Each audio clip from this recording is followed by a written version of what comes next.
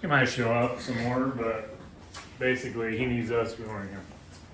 Alright, okay guys, so Toolbox Talk. Today is the 8th of January. And we are doing part 2 of how to measure job. Okay, so let's do a quick little bit of recapping. So we started with roofs. Things that you should remember. A roof is measured in squares. Square is a 10 by 10 section of roofing. And you need to know that there's 3 bundles of material to a square. And a lot of guys forget to add things like ridge cap. So 3 bundles of ridge cap is a square of material. It's good to remember those things. And you also have ice and water in your valleys. You have starter shingles.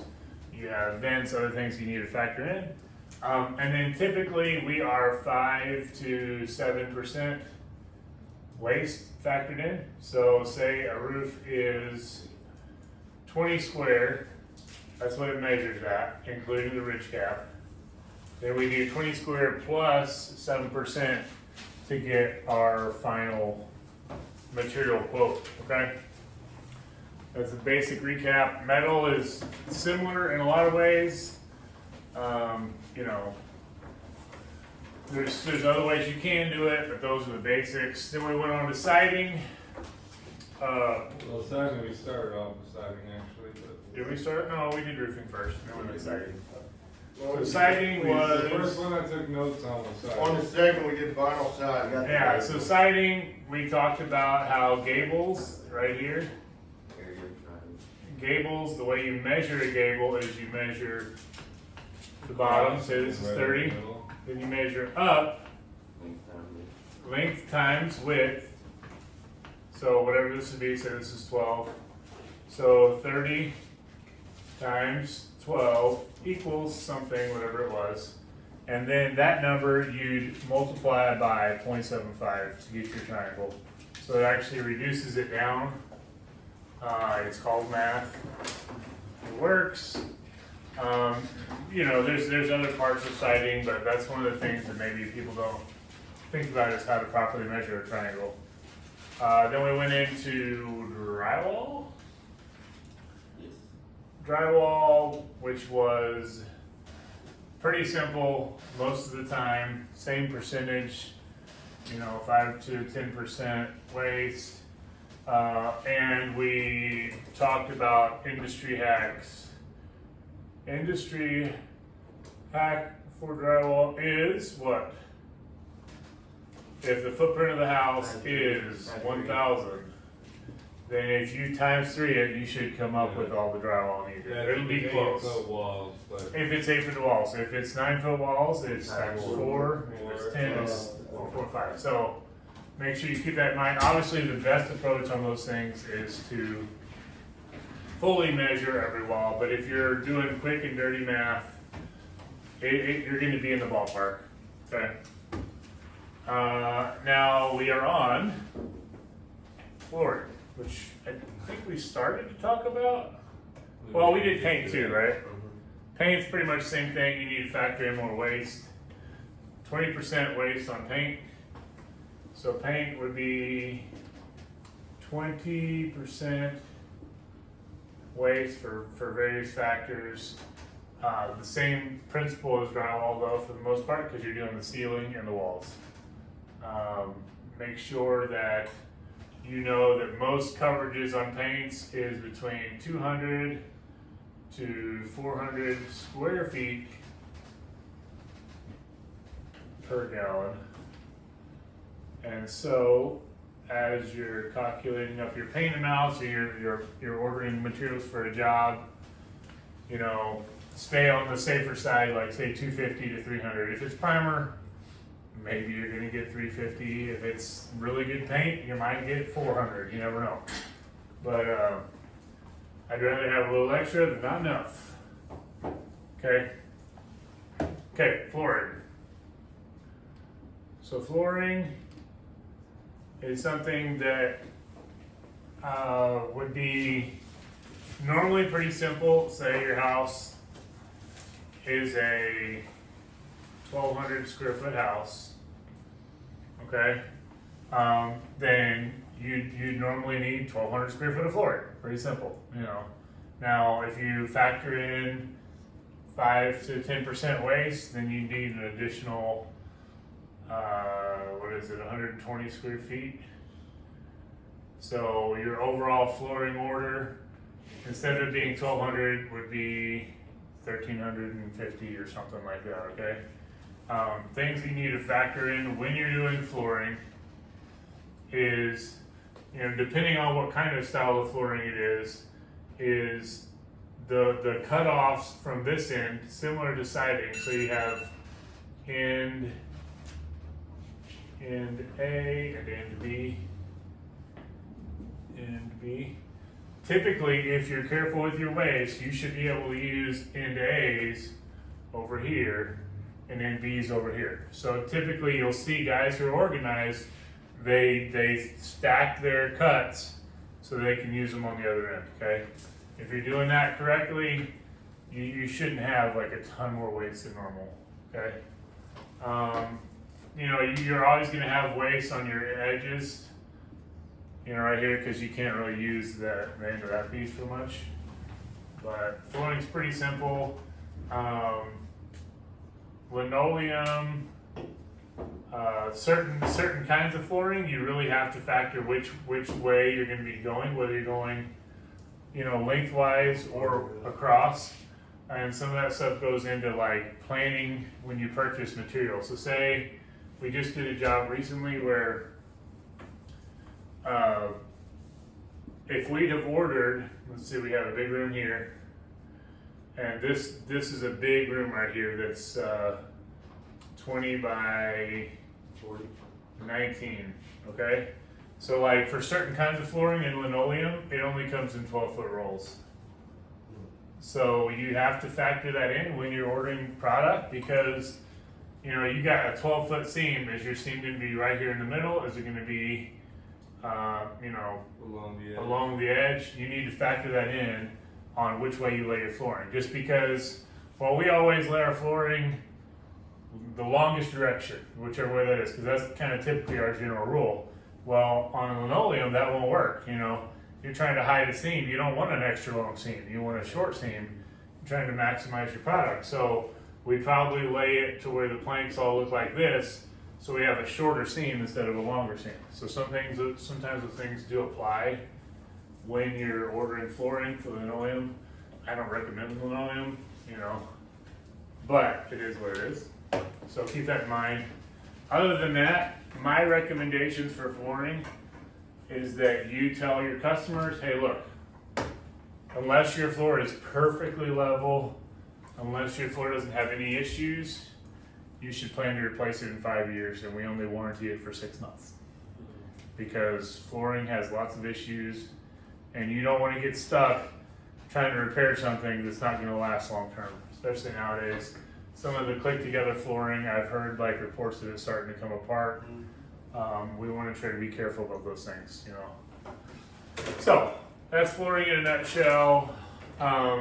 Trim. So trim is something that is an art form, similar to mudding, things like that. Oh, we did talk about mud. Like, Yeah. one thing about mud was how much do you need for a 32 square foot section? It's like 1 pound, a little over a pound per sheet. So yeah, when it comes to mud, you need, or for a 4 by 12 sheet, you need between 1.8 and 3 pounds of mud when you're doing your estimates, things like that, okay? For trim, there's a couple factors that you need to be aware of. So here's your typical 1,200 square foot house, okay? So trim is one of those things to where you always are gonna have baseboard trim around everything, okay? So you've got baseboard trim around everything, and then you've got openings, okay? Most openings, like a door, are all going to be a standard height, okay? That height is 82 inches. It's a standard height door. And then most windows, you might not even notice it, but on a house, most windows go to the top of the door. They're typically lined up with the top of the door. And they're either, 5 foot or 4 foot windows, depending on what it is, okay? So let's say this is a 3050, pretty standard window, 60-inch window, okay? And this is a regular 30 door, which is basically 7 foot almost, So, I'll just say 7 feet. So basically, when you're measuring trim, obviously the best way is to measure every single wall, measure every single opening, and the typical industry rule that you're going to find, like if you Googled and find, or you talk to a pro, they're always going to say add a foot.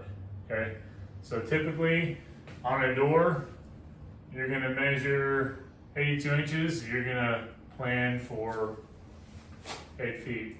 Okay, or you're gonna plan for a foot just to be safe. Okay. When you're measuring for windows, same thing. If your window is a 5 foot opening, you're gonna always plan for 6. So always add a foot to everything you do when it comes to trim work. There's multiple reasons why. Some of it's culling out bad trim. You're almost always gonna have a bad piece of trim, and there's always extra waste. This is where,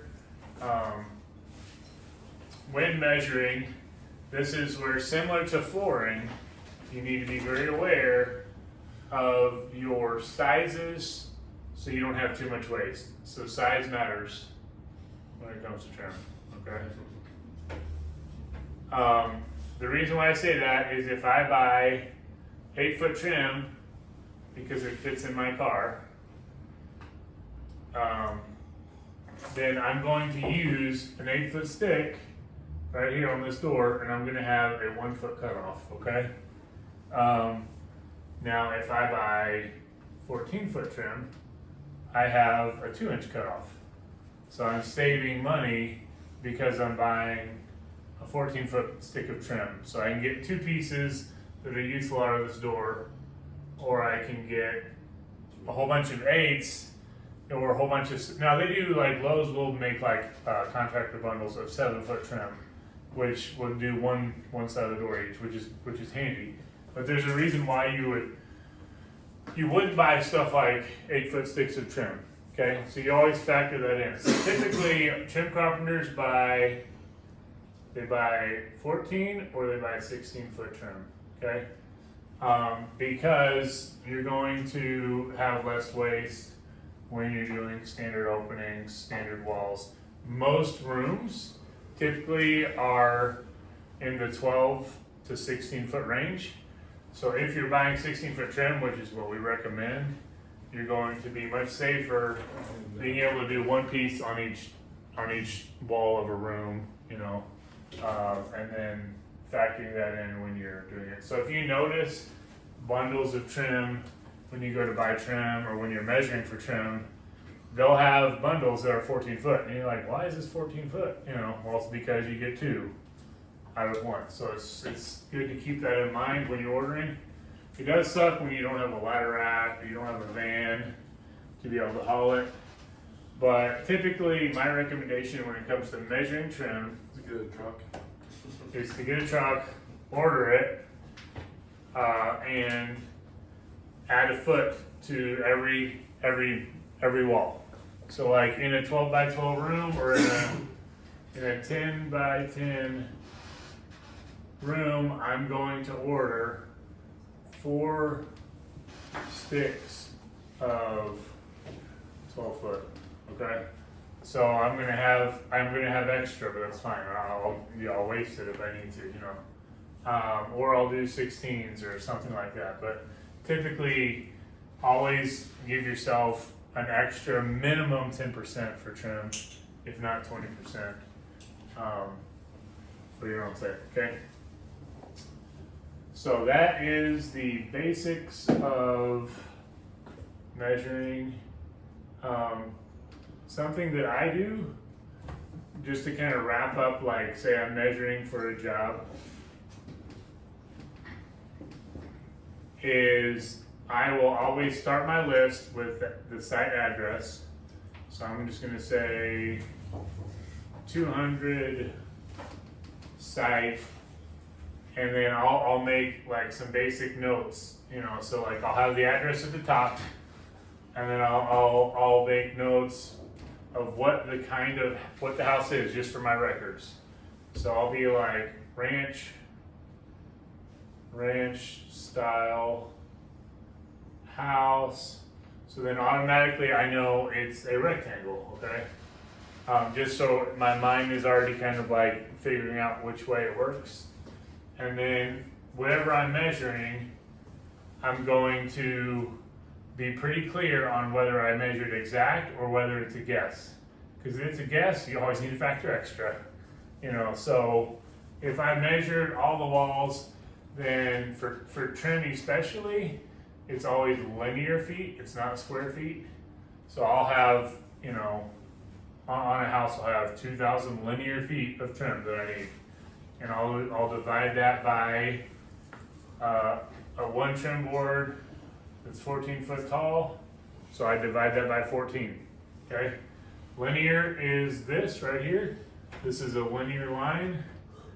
And this is a square. Everybody already knows. So square, linear. So a linear 8 foot board is 8 foot tall, okay? A 1 foot square box is a 1 foot square box, okay? So just keep that in mind. Another thing when it comes to measuring is make sure. You're using the same tape measure. Yeah, I mean it does actually matter, you know, long term, but especially on precise measurements, it's very important for you and whoever you're working with to be on the same page as to like to your cuts. When you're getting into specific install side of things, you know, things that I typically do, if you're not real familiar with the tape, it's always good to have the same brand of tape if you can. But like things like those small measurements like 15/16 or 7/16 or 9/16, measurements that maybe aren't as common. 13/16 is one that nobody likes really as common. One of the shorthand lingo that we use around here is if it's 9/16, then I would say a long half. Okay, so it's 1/2. Okay, or if it's 7/16, it's a short half. Or hair short. Now a hair short is in between. Okay, Yeah. so a short half is just plain for me. Every job, every crew should have their own lingo that everybody understands. So like if you're a trim guy, your cutter and you should already have like hey look, if I say a long half, that means 1-1/2, you know, or one short. And if I say a hair, That's what me and Jason. Yeah, we always have that. Yeah. yeah, if I say a hair over 3/4, then that means it should be a 32nd over 3/4. It shouldn't be 13/16, which is 1/16 more. It should be like in between, half and half. So figure out your lingo when it comes to those measurements. The basic goal is consistency. If you're consistent, it's easy to adjust. If you're not consistent, it's way harder. So on measuring, if you consistently measure everything the same, even if you're wrong, we can work with that, you know, because we'll just start adjusting, you know. But it's important to be consistent, and that means use the same thing. Like typically when I'm measuring a house, I'll take my pictures before I do. Normally, I like to walk around the house just to get the overall footprint of the house before I even get up on the roof, just so I know. By the way, the trim, you Uh, cut the edge of the line, not the line. This is true. I mean, there's like when you get into more of the craziness, it's there. That's the basic of measuring. I mean, there's a lot more when you get into like the fine details of it, but that's kind of a rough draft. That's all for today. If you have extra questions, then we will discuss. Actually, does anybody have any extra questions? No. Okay. Are we going to attempt to make everyone's window the same? I feel like that might be hard to do, but it would. I mean, for our crews, yes, our crews should have the same window.